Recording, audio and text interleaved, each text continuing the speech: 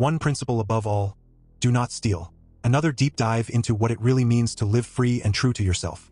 Today, we're exploring this idea of guiding your life by rock-solid principles instead of just following whatever rules get thrown at you. At the heart of it all is one unbreakable foundation: never robbing or stealing from anyone. That's the starting point, the core that everything else builds on. We'll unpack why that's so crucial, how it shapes a better way to exist in the world, and what happens when you stick to it no matter what. Stick around, because this could change how you see everything from your daily choices to the bigger picture of society. Before we delve deeper into this exploration of living by unbreakable principles, a quick note.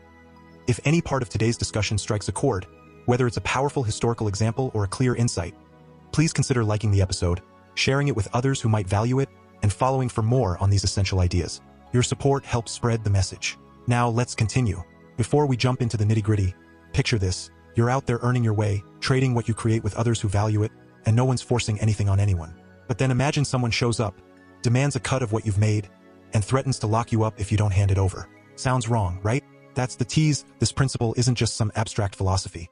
It's about real freedom in action, protecting what you've built from anyone who thinks they can take it. It leads to a life of integrity, where trust and voluntary exchanges make everything run smoother, without the mess of coercion dragging everyone down. Alright, now let's get into the full breakdown. The absolute first principle is simple: no robbing or stealing. That means you don't take what belongs to someone else, their stuff, their effort, their creations, without their free agreement. This isn't just about not breaking into houses or swiping wallets. It goes deeper. It's about respecting that everyone owns themselves, their body, their time, and what they produce with it. If you work hard to grow food, build a tool, or offer a service, that's yours. Anyone forcing you to give it up is violating that ownership. Think about how this applies to something like forced contributions to a group or system. People might call it a fee or a share for the community, but if it's taken under threat, say, you'll lose your home or get thrown in a cage if you refuse, that's straight-up theft. It doesn't matter if the takers say it's for roads or protection. The act itself is aggression. You're initiating force against someone who's done nothing to harm you. That's the non-aggression idea baked right in. Don't start violence or threats against peaceful folks or their property. Taxation fits this bill perfectly. It's compulsory, backed by guns and jails, and it strips away what you've rightfully earned. Why is this the top principle? Because without it, nothing else holds up. If stealing is okay sometimes, then who's to say when? It opens the door to endless excuses for grabbing more. But if you stick to no theft, ever, then society has to run on voluntary trades, where people only exchange what they choose. That's the free market in its purest form. Folks creating value, swapping it freely, and building wealth without anyone parasiting off the productive ones. Now, deriving from this, honesty comes next, because lying in a deal is basically stealing trust or value. If you trick someone into giving you something, that's fraud, a sneaky form of theft. Respect for others, that's just extending the no-stealing rule to their space and rights. Don't invade what isn't yours. Growth and self-improvement, you can only truly grow when your efforts aren't constantly siphoned off. Theft discourages hard work, because why bother if someone else reaps the rewards? Justice ties in directly too.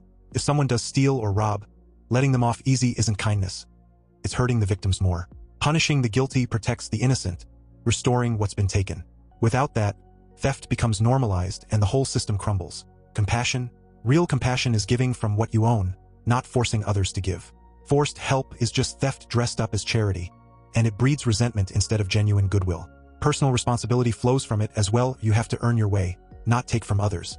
Voluntary cooperation thrives because secure property means people can plan, invest, and trade without fear.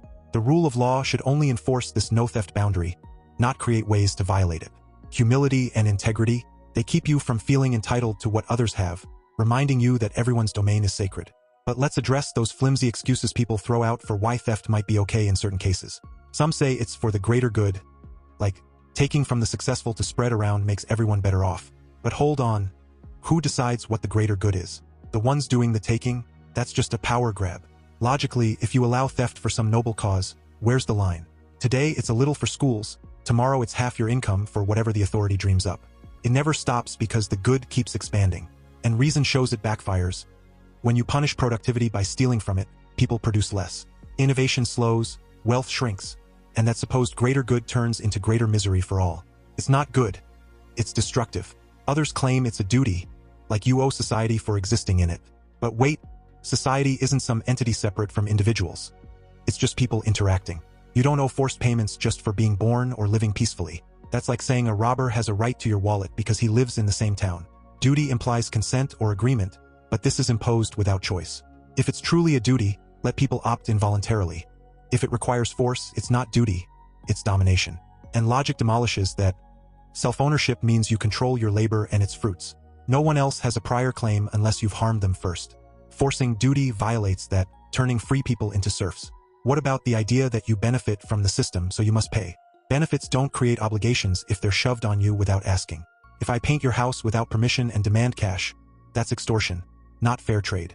Same here, unsolicited services don't justify theft. Plus, many of those benefits are monopolized. You're not allowed alternatives. Reason says, if the services are valuable, people will pay willingly. Forcing it proves they're not worth it on their own merits. Now, let's talk about what this looks like in real life through an example of someone living this out. Back in the 1800s, there was this thinker who refused to hand over even a small poll fee because it funded wars and oppression he opposed. He lived simply, grew his own food, traded with neighbors on fair terms, and built a life off the grid to avoid supporting theft. When they jailed him for not paying, he didn't fight back violently. That would break the no-aggression rule. But he stood firm, showing that principles mean more than comfort. His example inspired others to question force systems, proving one person can spark change by just saying no to theft. In a modern society, imagine a builder who constructs homes, trades for what he needs, and declines any forced takings. He might face pressure, but by networking with like-minded folks, he creates pockets of voluntary community where no one's robbed. That's freedom in action, productive, peaceful, and principled. Diving deeper into themes, this no-theft foundation combats bigger threats like authority-oriented controls or Bolshevist schemes that justify mass stealing under guises of equality. In those systems, the state becomes the ultimate robber, claiming everything for the collective. But logic exposes that equality through theft just levels everyone down to poverty, as history shows with famines and collapses. Free markets, built on no theft, lift all through innovation and choice. Analysis reveals that mercy without justice erodes everything. If thieves get slaps on the wrist, innocents suffer more crime, less security. True mercy is for honest mistakes, not willful aggression. The non-aggression core also analyzes why things like chemical weapons or cyber attacks are wrong. They're initiations of force, stealing life or property on a massive scale. But sticking to principles means defending only when attacked, never starting it. In society, this fosters resilience. People who own their outcomes bounce back stronger, without relying on stolen handouts. Pulling out some key lines that capture this essence. First, that timeless one. Mercy to the guilty is cruelty to the innocent. It nails why you can't let theft slide. Forgiving the robber without restitution just victimizes the robbed again, breeding more chaos. Another gem from ethical roots. The right to life sources all rights, and property implements them. Without secure ownership, no freedom exists. Or this, taxation of earnings equals forced labor. You're made to work part-time for others without consent. Pure theft. And remember, the initiation of force is evil. Everything voluntary flows from rejecting that. Wrapping this up, if you're ready to level up your life, start with this principle. Test your actions. Does it involve taking without agreement? If yes, drop it. Build habits around voluntary exchanges. Respect boundaries, and stand against aggression. You'll find more peace, stronger connections, and real progress. Society could transform if more folks did this. Less conflict, more creation. Thanks for joining me. Think on it, live it, and we'll chat more next time. Peace out.